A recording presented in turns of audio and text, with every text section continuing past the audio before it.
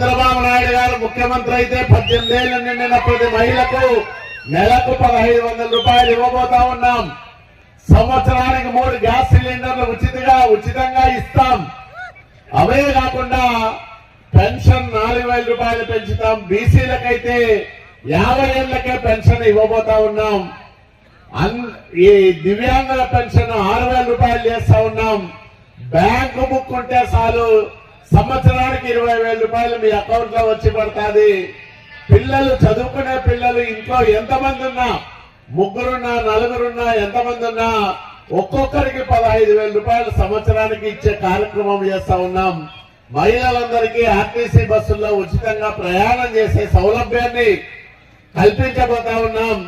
ఇన్ని రకాల మంచి కార్యక్రమాలు చేసే చంద్రబాబు నాయుడు గారు కావాలన్నా, జగన్మోహన్ రెడ్డి కావాలన్నా తెలుసుకోవాల్సిన సమయము